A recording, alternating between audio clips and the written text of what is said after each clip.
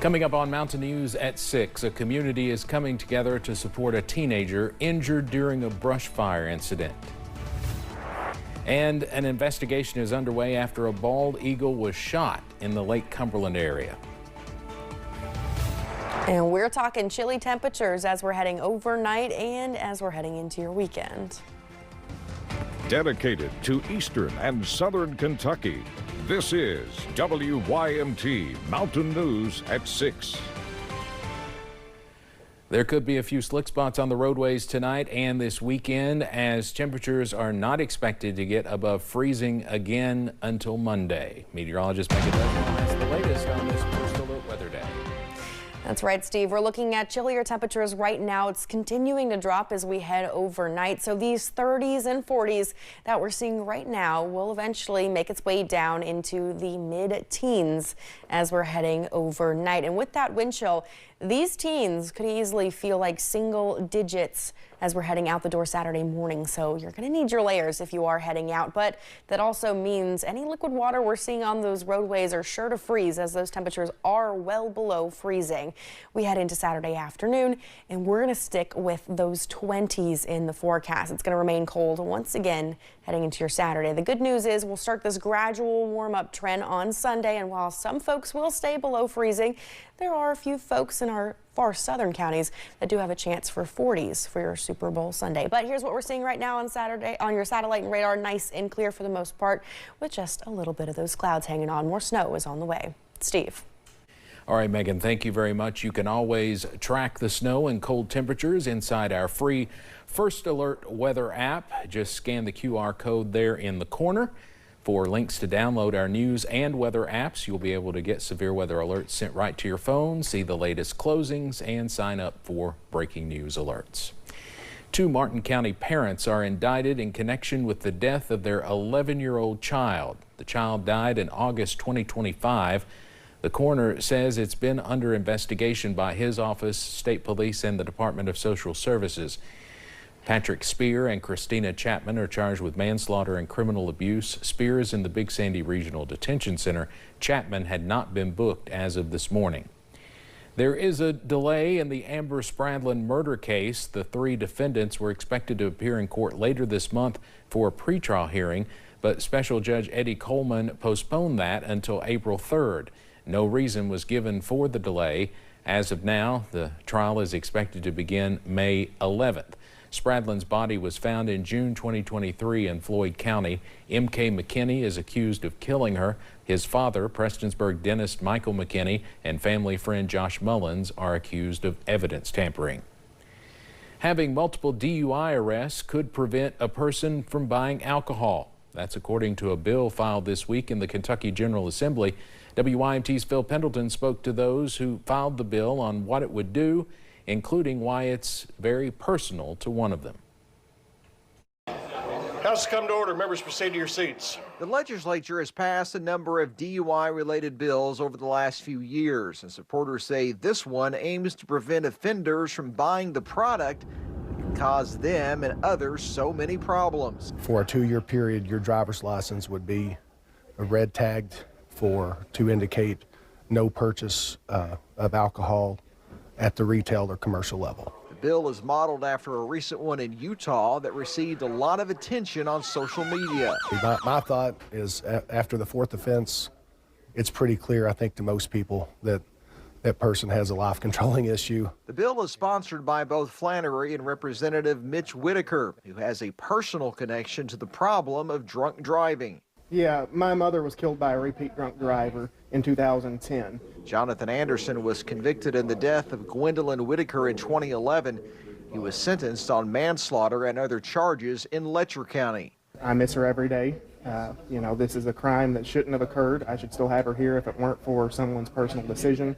The red tag will be placed after the 4th offense, which in Kentucky also becomes a felony DUI offense. In Frankfort, Phil Pendleton, WYMT Mountain News. The bill was just filed this week and has not been assigned to a committee yet. Another bill has been filed in Frankfort that's in response to a protest event that spilled over into a Minnesota church. Representative Mitch Whitaker of Letcher County has filed House Bill 540. He says it's in response to protesters in Minnesota entering a church and disrupting services there. Representative Whitaker says he was concerned of something happening in his church or another church in Kentucky. And when I looked at our laws, I saw that there were some loopholes and some problems with the enforcement in the state of Kentucky, and I wanted to clear those up for the sake of people exercising their right to religious liberty. If passed, the bill would create a crime of interfering with a religious service, a Class A misdemeanor. A Johnson County teenager is in the hospital after a brush fire incident last month, and his community is hoping to help as he heals. WYMT's Buddy Forbes has those details.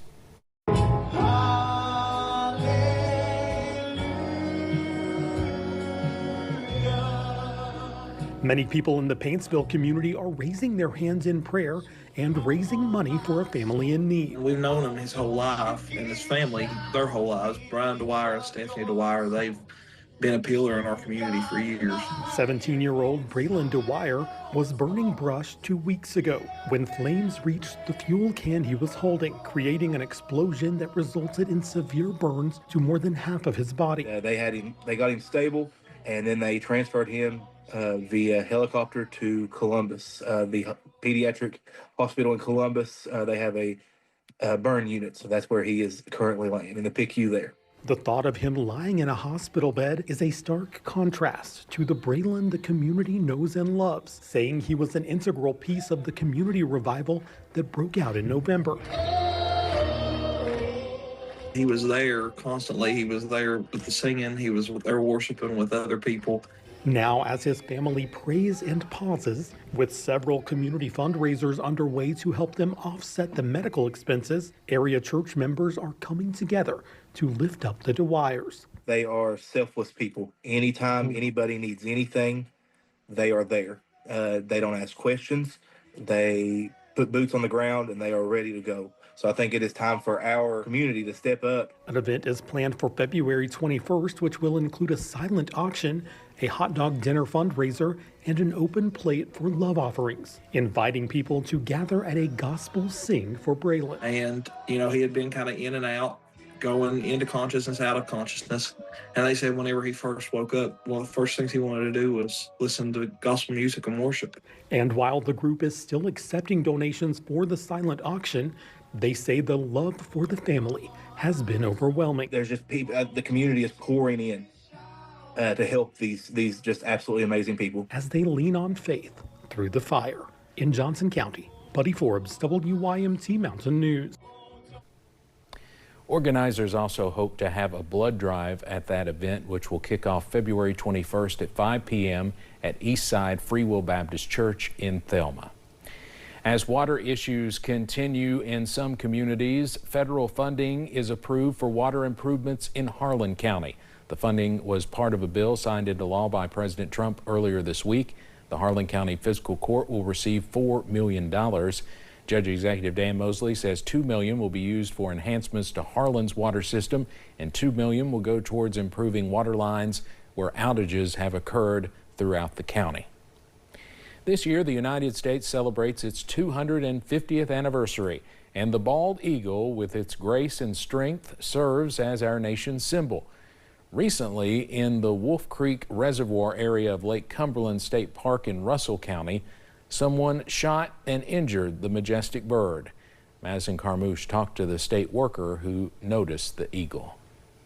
Last Sunday evening, Curtis Pelston, a park worker who lives on the property, noticed something odd. I looked over and just saw an eagle perched up on a log. I was like, dang, that's cool. His wife was with him. They captured that moment on her iPhone, but about the time she went to take a picture, it went to take off flying. It made it maybe a couple feet in the air before it fell back down, and that's when I noticed that the wing was broken. If it were only a broken wing. After calling Fish and Wildlife and the Lake Cumberland Wildlife Refuge, a veterinarian examined the 4-year-old female raptor and determined it had been shot. To be honest with you, my heart dropped quite a bit, just because at that point, like, it was no longer something that happened just out in the wild. Francis Carter is the CEO of Lake Cumberland Wildlife Refuge. And appeared to be a .22 rifle, and it had shattered the bone up close to the shoulder, The refuge helps raptors rehab. Carter, who spends a lot of time with these birds of prey, can't understand why someone would do this. Well, I was it took me a couple of days to get over my anger. I was really mad, disgusted. Sadly, the bald eagle had to be euthanized. This being our national symbol, it hits home. Carter has some strong words for the shooter. I would like to know who you are, and I hope the federal people catch you before some of my people do.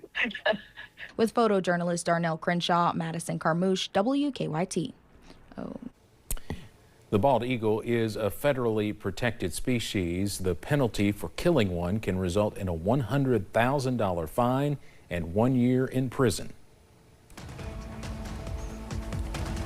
We're tracking temperatures as you're heading into your Super Bowl weekend. I'll have what you can expect coming up. And how one organization is trying to preserve Eastern Kentucky's Black history, not just this month, but year-round.